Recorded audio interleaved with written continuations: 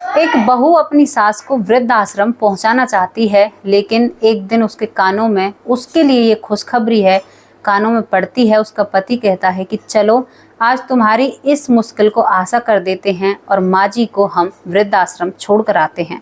दोनों पति पत्नी अपनी माँ को गाड़ी में बिठाते हैं और बहू की तो खुशी का ठिकाना नहीं होता, लेकिन जब ये बात सास को पता चलती है तो उसकी आंखों से आंसू नहीं रुकते हैं।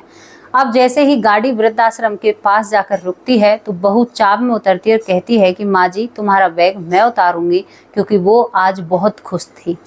बहू डिग्गी से बैग उतारती है। बैग उतारने के बाद वो वृद्धाश्रम में पहुंच जाती है दोस्तों, लेकिन वहां पर कुछ लोगों को ऐसा देखती है कि उसके हाथ से बैग छूट जाता है और वो रोने लगती है। रोने के बाद दोस्तों तुरंत अपना फैसला बदलती है और कहती है कि माँ जी आप यहाँ पर नहीं रहोगे, आप हमारे साथ ही घर में रहोगे। आखिर इतनी खुश होने वाली बहू का कैसे फैसला बदल जाता है दोस्तों, क्यों वो अपने फैसले से मुकर जाती है और अपनी सास को घर ले आती है, ये सारी बातें आप लोगों को जानना है तो वीडियो को आगे देखना होगा। इस कहानी में क्या क्या बात आप लोगों के सामने आती हैं। और एक और बात हम आप लोगों से कहना चाहते हैं कि अगर हर लड़की के माँ बाप ये बातें सोचने लग जाएं जो इस कहानी में लड़की के माँ बाप ने बात सोची हैं, तो शायद हमारे रिश्तों में खटास बहुत कम हो जाए और बेटियों के घर आबाद रहेंगे। नमस्कार दोस्तों, स्वागत करती हूँ आप सभी का। हमारे YouTube चैनल है वैष्णवी चौधरी के नाम से और इसी नाम से हमारा Facebook पेज है, आप उसे भी फॉलो कर सकते हैं। तो चलिए कहानी की तरफ चलते हैं। कहानी एक सावित्री नाम की महिला की होती है जो कि विधवा होती है। उसके पति की जवानी में ही मृत्यु हो जाती है। 8 साल का बेटा होता है तब उसके पति इस दुनिया से चले जाते हैं। अब इसके कंधों पर जिम्मेदारी थी कि एक बेटे के लिए बाप भी बनना है और माँ भी बनना है। दोस्तों ये सावित्री नाम की महिला दिन रात मेहनत करती है और अपने बच्चे को अच्छी शिक्षा देती है और अच्छे स्कूल में पढ़ाती है और इसका बेटा जवान हो जाता है। जवान होने के बाद इसका बेटा पढ़ लिख कर एक बड़ी सी कंपनी में नौकरी लग जाता है। नौकरी प्राइवेट होती है लेकिन तनख्वाह अच्छी खासी होती है। जब तनख्वाह अच्छी घर में आने लगती है तो सावित्री भी मेहनत मजदूरी छोड़ देती है और एक अच्छे से घर में बहुत अच्छे से रहने लगते हैं।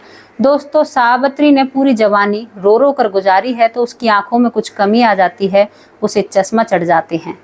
अब यहाँ पर जब सावित्री देखती है कि उसका बेटा बहुत अच्छे से कमा रहा है, बहुत सारा पैसा घर में आता है, तो सावित्री अपने बेटे की शादी की चिंता करने लगती है और अपने बेटे से इजाज़त लेती है कि बेटा तुम शादी नहीं करोगे। तो बेटा कह देता है कि माँ जैसी लड़की आप ढूंढोगे मैं उसी से शादी कर लूँगा, क्योंकि उस बेटे को पता है कि मेरी माँ ने कितना संघर्ष मुझे पालने पोषने में किया है। और दोस्तों जब बेटे की तरफ से हाँ होती है शादी के लिए तो माँ की खुशी का कोई ठिकाना नहीं होता। अब वो माँ अपने बेटे के लिए रिश्ता ढूंढने लगती है। एक रिश्ता मिलता है जिसमें लड़की का नाम होता है अनीता। अनीता नाम की लड़की मिल जाती है, अच्छे परिवार से होती है। अनीता का एक ही भाई होता है, वो भी शादीशुदा होता है। अब दोस्तों धूमधाम से शादी हो जाती है। अनीता अपने ससुराल में आ जाती है। ससुराल में अनीता आती है, कुछ दिन अच्छे से रहती है, लेकिन अब अनीता को सास अच्छी नहीं लगती है। बात बात पर अपनी सास को ताने मारती है। लेकिन जब अनीता शादी करके इस घर में आई थी तो जो बुजुर्ग महिला थी सावित्री, उसे अपनी बेटे की बहू बहुत प्यारी लगती थी। वो अपने मन ही मन खुश होया करती कि मेरे बेटे की शादी हो गई और बड़ी सुंदर मेरे बेटे की बहू है, मेरी बेटी जैसी है। लेकिन बहू को सास रास नहीं आती है। अब दोस्तों जब बहू को सास पसंद नहीं है तो वो बहू तरह तरह के काम अपनी सास के सामने करती है। कभी उससे तरह तरह की बातें उनको सुनाया करती। सास जल्दी उठती है तो बहू को इस बात से भी परेशानी होती है और वो बार बार अपने पति से शिकायत लगाती है। अब दोस्तों एक दिन अपने पति से शिकायत लगा रही थी क्योंकि इसकी सास जल्दी उठ जाती और मंदिर जाने की उनको आदत हो चुकी थी। तो वो किचन में कुछ काम देखती हैं, सुबह उठती हैं तो उनका नेम था कि पहले वो चाय पानी पीती हैं, उसके बाद नहा धोकर मंदिर जाती हैं। जैसे ही वो चाय बनाने के लिए बर्तनों को छेड़ा करती तो बर्तन शोर करते। यहाँ पर वो बहू सुनकर अपने पति से कहती है, पति का नाम अनिल होता है, कि तुम्हारी माँ इतनी जल्दी उठ जाती है, मैं पूरे दिन तो काम करती हूँ लेकिन उन्हें मेरा सुकून मेरा पसंद नहीं है और वो मुझे परेशान करने के लिए इन बर्तनों को सुबह सुबह बजाती हैं। तो अनिल कह देता है कि कोई बात नहीं, माँ जी हैं, उन्हें आदत है जल्दी उठने की, तो तुम्हें इस बात से कोई परेशानी नहीं होनी चाहिए। माँ जी से तुम ऐसी बातें मत किया करो। लेकिन दोस्तों ये जो अनीता थी ये अपनी सास से बहुत ज़्यादा जलती थी और इसे सास एक आंख नहीं सोआती है। अब दोस्तों एक दिन का किस्सा होता है, हमेशा टॉर्चर किया करती, घर का काम भी यहाँ पर सावित्री किया करती, पूरे घर का काम देखा करती, घर में झाड़ू पोछा वाली भी अलग लगी हुई है।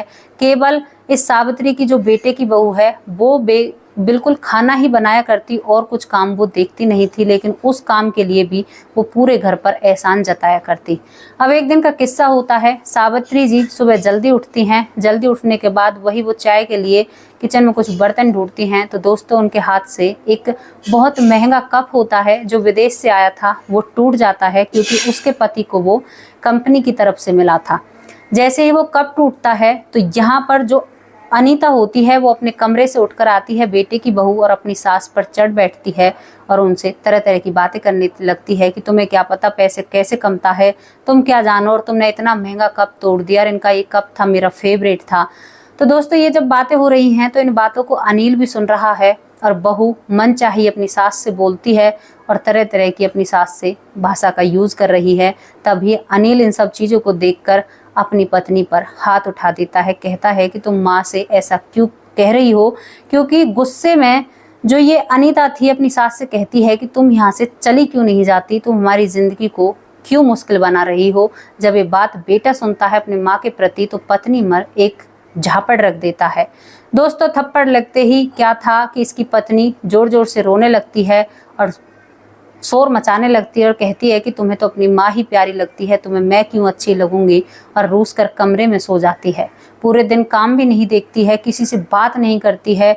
और जो यहाँ पर सावित्री थी इसकी सास, वो बेचारी खाना बनाती है, इसको मनाने की बहुत कोशिश करती है, ऊपर से तो डांट खाई, सब कुछ झेला, अब खाना भी यही बनाती है और बहू को, रूसी हुई बहू को मनाती है, लेकिन बहू नहीं मानती है।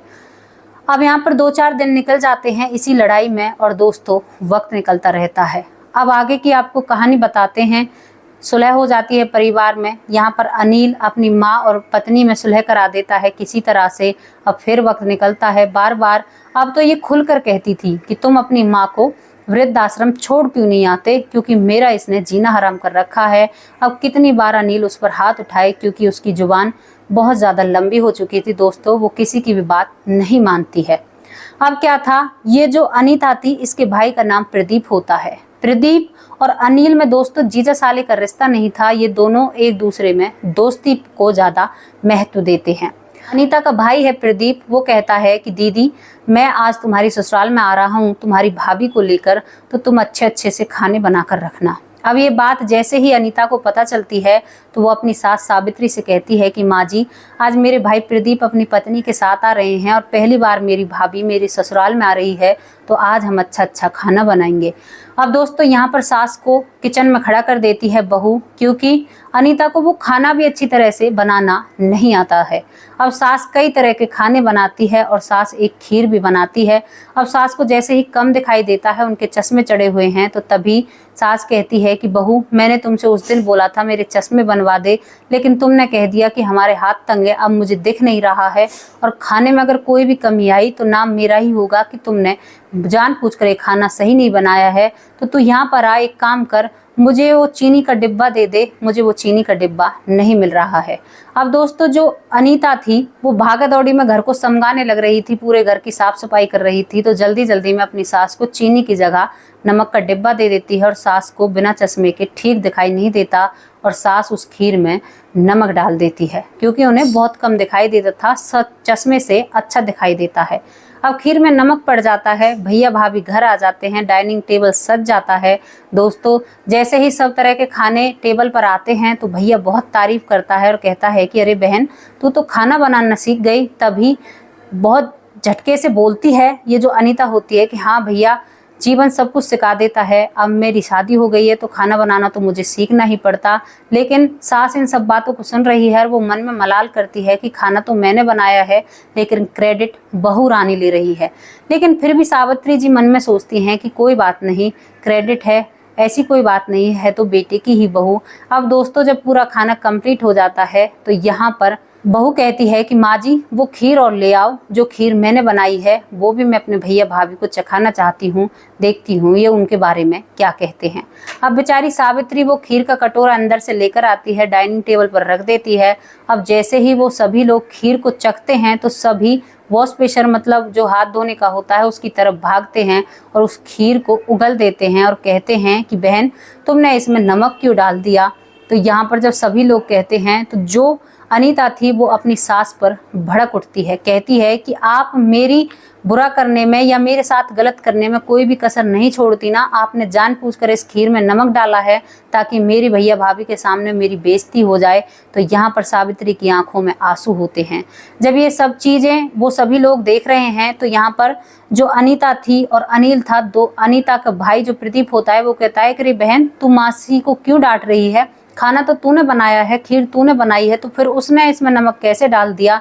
जब ये सब बात आगे आती हैं तो सावित्री भी भरी हुई कह देती है कि बेटा ये खाना इसने नहीं बनाया है, ये खाना मैंने बनाया है और मुझे दिखाई नहीं देता, शायद ये मुझे चीनी के डिब्बे की जगह नमक का डिब्बा दे गई है। अब ये बात जब इस अनीता का भाई सुनता है प्रदीप तो कहता है कि बहन तू तो झूठी तारीफ ले रही थी 1 घंटे से हमसे, और मासी इतना काम करती है, तुम्हें शर्म नहीं आती, तुम एक बुजुर्ग महिला से इतना काम कराती हो जिनको दिखाई नहीं देता।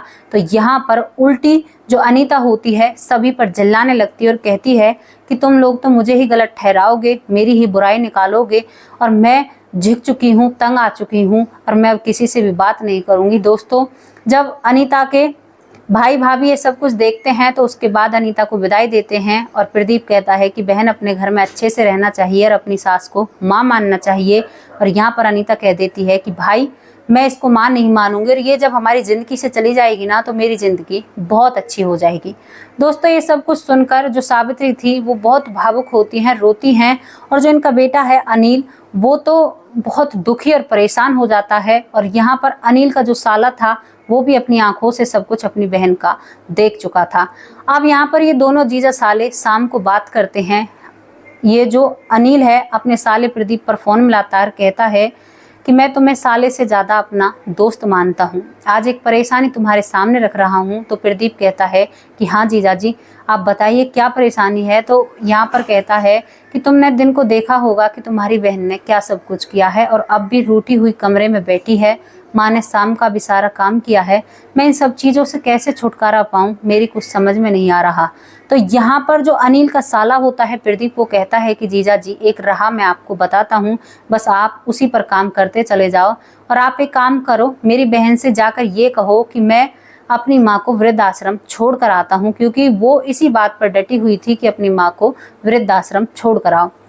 अब ये बात सुनकर वो जीजा अनिल चल देता है अनीता के पास और कहता है कि मैं अपनी माँ को वृद्धाश्रम छोड़ आऊँगा, लेकिन तुम घर में कलेश मत करो और हंसी खुशी रहने लगो। दोस्तों अनीता की खुशी का ठिकाना नहीं होता। दूसरे दिन सुबह होती है, तभी ये अनिल कहता है कि माँ अपना बैग पैक कर लो, हम कहीं घूमने के लिए जा रहे हैं।